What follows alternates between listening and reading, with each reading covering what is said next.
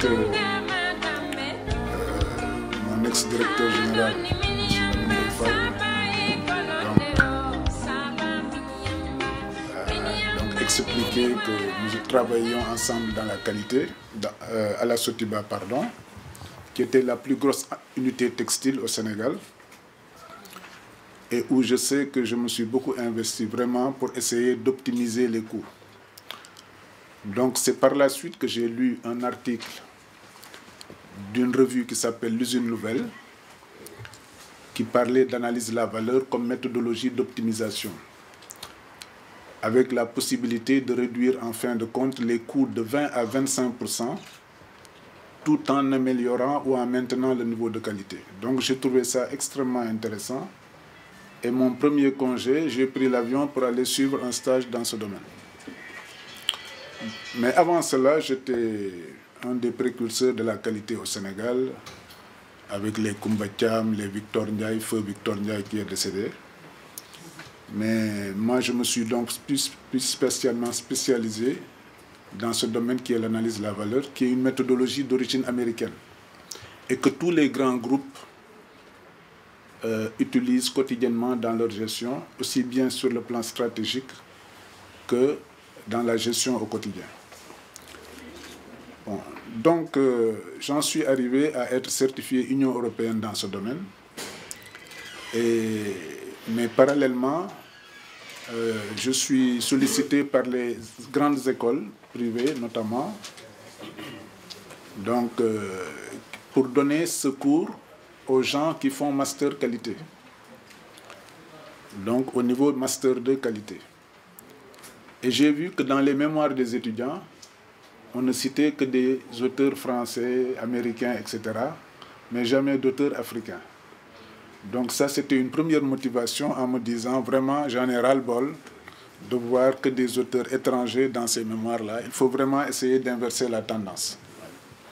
Donc ça, c'est une première chose.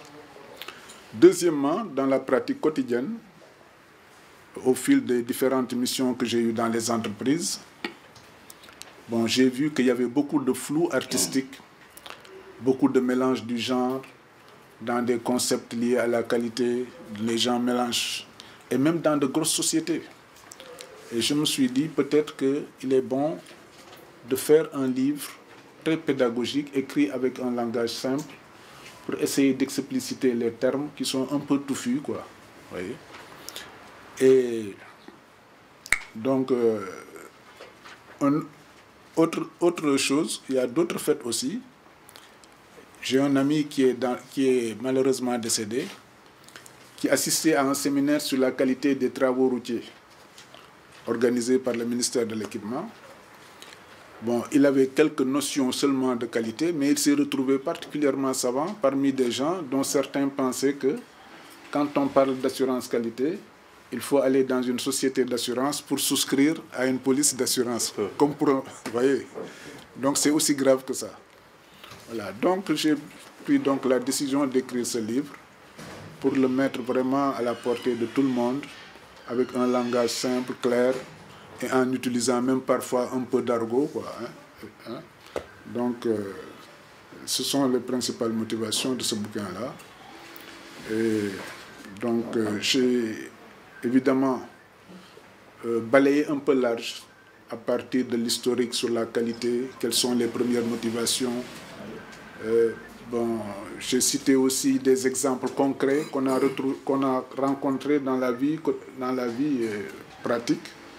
Par exemple, quand de grands constructeurs comme Toyota ont été obligés de rapatrier des centaines de milliers de véhicules parce qu'il y avait un problème sur la pédale d'accélérateur, hein, avec tous les coûts que ça leur a coûté, tout ce que ça leur a coûté. Bon, les problèmes, j'ai cité aussi des cas rencontrés au Sénégal.